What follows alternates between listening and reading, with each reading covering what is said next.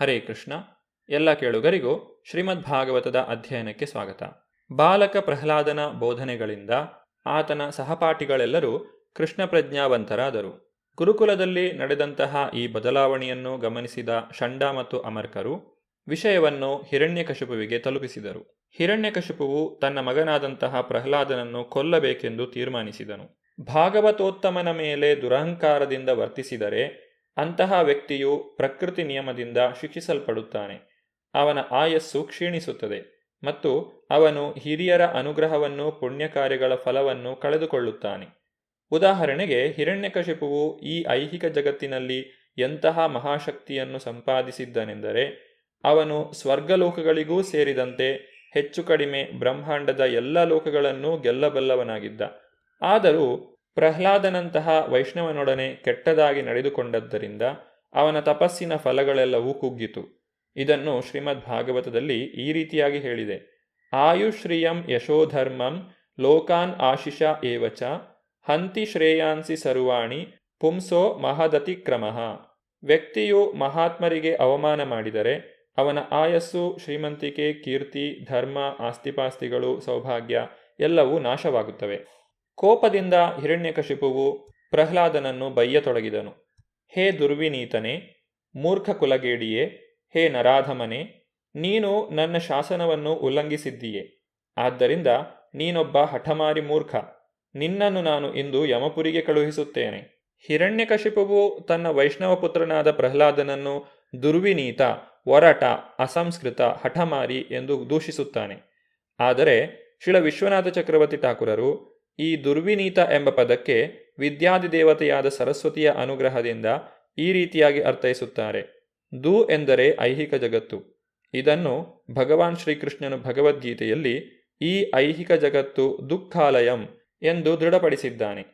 V ಎಂದರೆ ವಿಶೇಷ, ನಿರ್ದಿಷ್ಟವಾಗಿ, ಮತ್ತು ನೀತ ಎಂದರೆ ತಂದದ್ದು, ಪರಮಪ್ರಭುವಿನ ಕೃಪೆಯಿಂದ. ಜನರಿಗೆ ಈ ಐಹಿಕ ಪರಿಸ್ಥಿತಿಯಿಂದ ಹೇಗೆ ಹೊರಕ್ಕೆ ಬರಬಹುದು ಎಂಬುದನ್ನು ಕಲಿಸಲು ಪ್ರಹ್ಲಾದ ಮಹಾರಾಜನನ್ನು ಈ ಐಹಿಕ ಜಗತ್ತಿಗೆ ತರಲಾಯಿತು.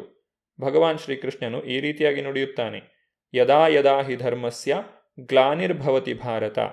ಇಡೀ ಜನತೆ ಅಥವಾ ಅದರ ಒಂದು ಭಾಗವು ತನ್ನ ಕರ್ತವ್ಯವನ್ನು ಮರೆತರೆ ಆಗ ಶ್ರೀಕೃಷ್ಣನು ಬರುತ್ತಾನೆ. ಶ್ರೀಕೃಷ್ಣನು ಇರದೇ ಇದ್ದಾಗ ಆತನ ಭಕ್ತನು ಇರುತ್ತಾನೆ. ಆಗಲೂ ಧ್ಯೇಯವು ಒಂದೇ ಆಗಿರುತ್ತದೆ: ಯಾವ ಬಡಪಾಯಿ ಬದ್ಧಾತ್ಮರನ್ನು ಮಾಯೆ ದಂಡಿಸುತ್ತಾಳೆಯೋ ಅವರನ್ನು ಮಾಯಾಪಾಶದಿಂದ ಬಿಡುಗಡೆ ಮಾಡುವುದು. ಶ್ರೀಲ ವಿಶ್ವನಾಥ ಚಕ್ರವರ್ತಿ ಠಾಕೂರರು ಮಂದಾತ್ಮನ್ ಎಂಬ ಪದಕ್ಕೆ ಮಂದ ಎಂದರೆ ಆತ್ಮಸಾಕ್ಷಾತ್ಕಾರದಲ್ಲಿ ತುಂಬ ನಿಧಾನವಾದವರು ಅಥವಾ ತೀರಾ ಅಯೋಗ್ಯರು ಎಂದು ಅರ್ಥ ಹೇಳುತ್ತಾರೆ. ಪ್ರಹ್ಲಾದ ಮಹಾರಾಜನು ಮಾಯೆಯ ಪ್ರಭಾವಕ್ಕೆ ಒಳಗಾಗಿರುವ ಎಲ್ಲ ಮಂದಮತಿಗಳ ಅಥವಾ ದುಷ್ಟಜೀವಿಗಳ ಮಾರ್ಗದರ್ಶಕ. ಅವನು ಈ ಐಹಿಕ ಜಗತ್ತಿನ ಮಂದಶೀಲರ ಮತ್ತು ದುಷ್ಟಜೀವಿಗಳ ಉಪಕಾರಿ. ತನ್ನ ಕೆಲಸಗಳಿಂದ ಪ್ರಹ್ಲಾದನು ದೊಡ್ಡ ದೊಡ್ಡ ಕುಲಗಳನ್ನು ಸ್ಥಾಪಿಸಿದ ಮಹಾನ್ ವ್ಯಕ್ತಿಗಳನ್ನು ಕ್ಷುದ್ರರಾಗಿ ಕಾಣುವಂತೆ ಮಾಡಿದನು. ಪ್ರತಿಯೊಬ್ಬರೂ ತಮ್ಮ ತಮ್ಮ ಕುಟುಂಬದ ಬಗ್ಗೆ ಆಸಕ್ತಿಯನ್ನು ತಾಳುತ್ತಾರೆ ಮತ್ತು ತಮ್ಮ ತಮ್ಮ ಕುಲಕ್ಕೆ ಪ್ರಸಿದ್ಧಿ ಬರುವಂತೆ ಮಾಡುವುದರಲ್ಲಿ ಆಸಕ್ತರಾಗಿರುತ್ತಾರೆ.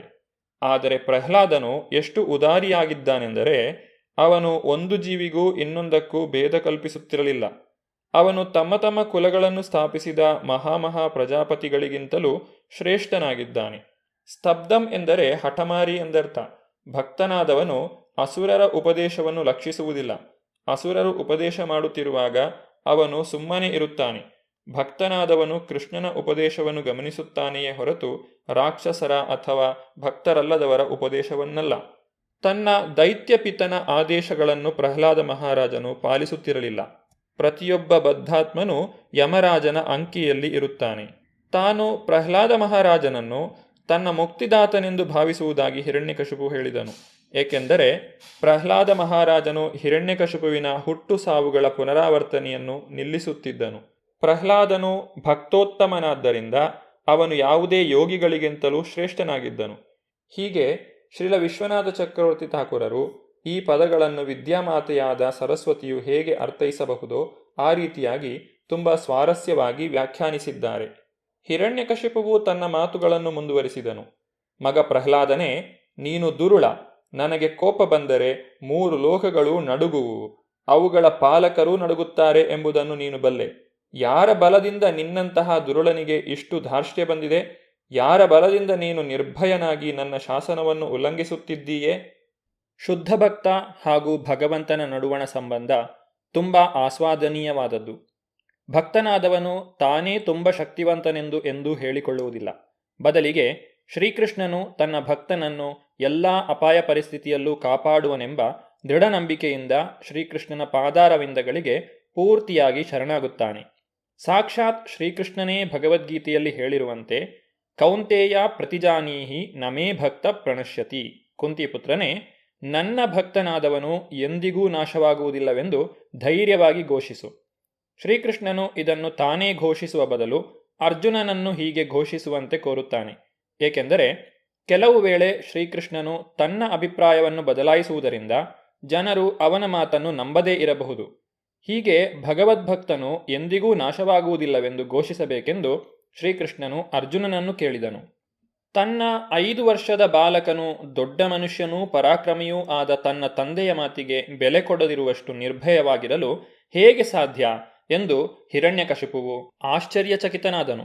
ಭಕ್ತನಾದವನು ಭಗವಂತನ ಆದೇಶವೊಂದನ್ನು ಬಿಟ್ಟು ಬೇರೆ ಯಾರ ಆದೇಶವನ್ನು ಪಾಲಿಸಲಾರ. ಇದು ಭಕ್ತನ ಸ್ವರೂಪ. ಈ ಬಾಲಕನು ತುಂಬಾ ಶಕ್ತಿವಂತನಾಗಿರಬೇಕು. ಆದ್ದರಿಂದಲೇ ಅವನು ತನ್ನ ಆದೇಶವನ್ನು ಪಾಲಿಸಲಿಲ್ಲವೆಂದು ಹಿರಣ್ಯಕಶಿಪುವು ಅರಿಯಬಲ್ಲವನಾಗಿದ್ದನು. ಹಿರಣ್ಯಕಶಿಪುವು ತನ್ನ ಮಗನನ್ನು, ಕಿಂಬಲಹ, ನೀನು ನನ್ನ ಆಜ್ಞೆಯನ್ನು ಹೇಗೆ ಮೀರಿದೆ? ಯಾರ ಬಲದಿಂದ ನೀನು ಹೀಗೆ ಮಾಡಿದೆ ಎಂದು ಕೇಳಿದನು. ಹಿರಣ್ಯಕಶಿಪುವಿನ ಪ್ರಶ್ನೆಗೆ ಉತ್ತರಿಸುತ್ತಾ ಬಾಲಕನಾದಂತಹ ಪ್ರಹ್ಲಾದನು ಈ ರೀತಿಯಾಗಿ ನುಡಿದನು. ನ ಕೇವಲಂ ಮೇ ಭವತಶ್ಚ ರಾಜನ್ ಸವೈಬಲಂ ಬಲಿನಾಂ ಚಾಪರೇಶಾಂ ಪರೇವರೇಮಿ ಸ್ಥಿರಜಂಗಮಾಯೇ ಬ್ರಹ್ಮಾದಯೋ ಯೇನ ವಶಂ ಪ್ರಣೀತ. ನನ್ನ ಪ್ರೀತಿಯ ರಾಜನೇ, ನೀನು ಕೇಳುತ್ತಿರುವ ನನ್ನ ಬಲದ ಮೂಲವೂ ನಿನ್ನ ಬಲದ ಮೂಲವೂ ಒಂದೇ ಆಗಿದೆ. ನಿಜವಾಗಿ ಸಕಲ ಬಗೆಯ ಬಲದ ಮೂಲವೂ ಒಂದೇ. ಅವನು ಕೇವಲ ನಿನ್ನ ಅಥವಾ ನನ್ನ ಬಲವಲ್ಲ, ಪ್ರತಿಯೊಬ್ಬರ ಏಕೈಕ ಬಲ ಅವನೊಬ್ಬನೇ. ಅವನಿಲ್ಲದೆ ಯಾರಿಗೂ ಶಕ್ತಿ ಬಾರದು. ಚರಾಚರಾತ್ಮಕವಾದ ಎಲ್ಲಕ್ಕೂ, ಬ್ರಹ್ಮನೂ ಸೇರಿದಂತೆ ಉಚ್ಚ ನೀಚರಾದ ಎಲ್ಲರಿಗೂ ಭಗವಂತನೇ ನಿಯಾಮಕ. ಭಗವದ್ಗೀತೆಯಲ್ಲಿ ಭಗವಾನ್ ಶ್ರೀಕೃಷ್ಣನು ಹೇಳಿರುವಂತೆ, ಯದ್ಯದ್ವಿಭೂತಿಮತ್ಸತ್ವಂ ಶ್ರೀಮದೂರ್ಜಿತಮೇವವ ತತ್ತದೇವಾವಗಚ್ಚತ್ವಂ ಮಮ ತೇಜೋಂಶ ಸಂಭವಂ. ಸುಂದರವಾದ ವೈಭವೋಪೇತವಾದ ಬೃಹತ್ತಾದ ಸೃಷ್ಟಿಗಳೆಲ್ಲವೂ ನನ್ನ ತೇಜಸ್ಸಿನ ಕಿಡಿಯಿಂದಲೇ ಆದವೆಂದು ತಿಳಿ. ಈ ಮಾತನ್ನೇ ಪ್ರಹ್ಲಾದನು ಇಲ್ಲಿ ಸ್ಥಿರಪಡಿಸುತ್ತಿದ್ದಾನೆ. ನಾವು ಎಲ್ಲಾದರೂ ಅಸಾಧಾರಣವಾದ ಶಕ್ತಿ ಅಥವಾ ಬಲವನ್ನು ನೋಡಿದರೆ ಅದು ಭಗವಂತನಿಂದ ಬಂದದ್ದು ಎಂದು ತಿಳಿಯಬೇಕು. ಒಂದು ನಿದರ್ಶನ ಕೊಡುವುದಾದರೆ, ನಾನಾ ಬಗೆಯ ಅಗ್ನಿಕಾಷ್ಟಗಳಿವೆ. ಆದರೆ ಅದಕ್ಕೆಲ್ಲ ಕಾವು ಮತ್ತು ಬೆಳಕು ಸೂರ್ಯನಿಂದ ಬರುತ್ತದೆ. ಅದೇ ರೀತಿ ಎಲ್ಲ ಜೀವಿಗಳಿಗೂ ಅವು ದೊಡ್ಡವೇ ಆಗಿರಲಿ ಸಣ್ಣವೇ ಆಗಿರಲಿ ಬದುಕಿಗೆ ಭಗವಂತನ ಕೃಪೆಯನ್ನೇ ಅವಲಂಬಿಸಿದೆ. ಮನುಷ್ಯನ ಏಕೈಕ ಕರ್ತವ್ಯ ಭಗವಂತನಿಗೆ ಶರಣಾಗುವುದು. ಏಕೆಂದರೆ ಅವನು ಭಗವಂತನ ಕಿಂಕರ.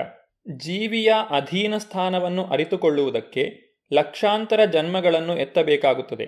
ಆದರೆ ವ್ಯಕ್ತಿಯು ನಿಜವಾಗಿ ಬುದ್ಧಿವಂತನಾದರೆ ಅವನು ಭಗವಂತನಿಗೆ ಶರಣಾಗುತ್ತಾನೆ. ಬಹುನಾಂ ಜನ್ಮನಾಂ ಅಂತೆ ಜ್ಞಾನವಾನ್ ಮಾಂ ಪ್ರಪದ್ಯತೆ ವಾಸುದೇವ ಸರ್ವಮಿತಿ ಸ ಮಹಾತ್ಮ ಸುದುರ್ಲಭ. ಹಲವಾರು ಸಲ ಹುಟ್ಟಿ ಸತ್ತ ಮೇಲೆ ನಾನೇ ಎಲ್ಲ ಕಾರಣಗಳಿಗೂ ಕಾರಣ ಎಂದು ವಾಸ್ತವಿಕವಾಗಿ ತಿಳಿದು ಜ್ಞಾನಿಯಾದವನು ನನಗೆ ಶರಣಾಗುತ್ತಾನೆ. ಅಂತಹ ಮಹಾತ್ಮರು ತುಂಬಾ ದುರ್ಲಭ ಎಂದು ಭಗವಂತನು ಭಗವದ್ಗೀತೆಯಲ್ಲಿ ತಿಳಿಸಿದ್ದಾನೆ. ಪ್ರಹ್ಲಾದ ಮಹಾರಾಜನು ಒಬ್ಬ ಮಹಾತ್ಮನಾಗಿದ್ದನು. ಆದ್ದರಿಂದ ಅವನು ಭಗವಂತನ ಪಾದಾರವಿಂದಗಳಿಗೆ ಶರಣಾಗತನಾದನು. ಎಲ್ಲ ಸಂದರ್ಭಗಳಲ್ಲೂ ಶ್ರೀಕೃಷ್ಣನು ತನ್ನನ್ನು ರಕ್ಷಿಸುತ್ತಾನೆ ಎಂಬ ಭರವಸೆ ಅವನಿಗಿತ್ತು. ತನ್ನ ಮಾತುಗಳನ್ನು ಮುಂದುವರಿಸುತ್ತಾ ಪ್ರಹ್ಲಾದನು ಈ ರೀತಿಯಾಗಿ ನುಡಿಯುತ್ತಾನೆ. ಪರಮ ನಿಯಾಮಕನೂ ಕಾಲಸ್ವರೂಪಿಯೂ ಆದ ಭಗವಂತನು ಇಂದ್ರಿಯ ಶಕ್ತಿ, ಮನೋಬಲ, ದೇಹಬಲ, ಸ್ವತಃ ಇಂದ್ರಿಯಗಳಿಗೆಲ್ಲ ಆಧಾರನು. ಅವನ ಮಹಿಮೆ ಅಪಾರವಾದದ್ದು. ಅವನು ಜೀವಿಗಳಲ್ಲೆಲ್ಲ ಶ್ರೇಷ್ಠನಾದವನು. ಪ್ರಕೃತಿಯ ತ್ರಿಗುಣಗಳ ನಿಯಾಮಕನು. ತನ್ನ ಸ್ವಂತ ಶಕ್ತಿಯಿಂದ ಅವನು ಪ್ರಪಂಚದ ಸೃಷ್ಟಿ, ಸ್ಥಿತಿ, ಲಯಗಳನ್ನು ನಡೆಸುವನು. ಐಹಿಕ ಜಗತ್ತು ತ್ರಿಗುಣಗಳಿಂದ ನಡೆಯುತ್ತಿರುವುದರಿಂದ ಭಗವಂತನು ಅವುಗಳ ಒಡೆಯನಾದ್ದರಿಂದ ಅವನು ಐಹಿಕ ಜಗತ್ತನ್ನು ಸೃಷ್ಟಿಸಬಲ್ಲನು, ನಡೆಸಬಲ್ಲನು ಮತ್ತು ಸಂಹಾರ ಮಾಡಬಲ್ಲನು. ಪ್ರಹ್ಲಾದ ಮಹಾರಾಜನು ಮುಂದುವರಿಸಿ, ನನ್ನ ಪ್ರಿಯ ತಂದೆಯೇ, ನಿನ್ನ ರಾಕ್ಷಸೀ ಬುದ್ಧಿಯನ್ನು ಬಿಟ್ಟುಬಿಡು. ನಿನ್ನ ಹೃದಯದಲ್ಲಿ ಶತ್ರುಮಿತ್ರರ ನಡುವೆ ಭೇದವೆಣಿಸಬೇಡ. ಎಲ್ಲರನ್ನೂ ಸಮಾನ ಭಾವದಿಂದ ಕಾಣು. ಈ ಜಗತ್ತಿನಲ್ಲಿ ಒಬ್ಬ ವ್ಯಕ್ತಿಗೆ ಆತನ ಮನಸ್ಸೇ ಶತ್ರು. ಅದನ್ನು ಬಿಟ್ಟು ಬೇರಾವ ಶತ್ರುವೂ ಇಲ್ಲ. ಪ್ರತಿಯೊಬ್ಬನನ್ನು ಸಮಾನತೆಯ ನೆಲೆಯಲ್ಲಿ ನೋಡಿದರೆ ವ್ಯಕ್ತಿಯು ಭಗವಂತನನ್ನು ಪರಿಪೂರ್ಣವಾಗಿ ಆರಾಧಿಸುವ ಹಂತಕ್ಕೆ ಬರುತ್ತಾನೆ. ಬಾಲಕನಾದ ಪ್ರಹ್ಲಾದನು ಹಿರಣ್ಯಕಶಿಪುವಿಗೆ ನುಡಿದಂತಹ ಮಾತುಗಳ ಮುಂದುವರಿದ ಭಾಗವನ್ನು ನಾವು ಮುಂದಿನ ಸಂಚಿಕೆಯಲ್ಲಿ ನೋಡೋಣ. ಧನ್ಯವಾದಗಳು. ಹರೇ ಕೃಷ್ಣ.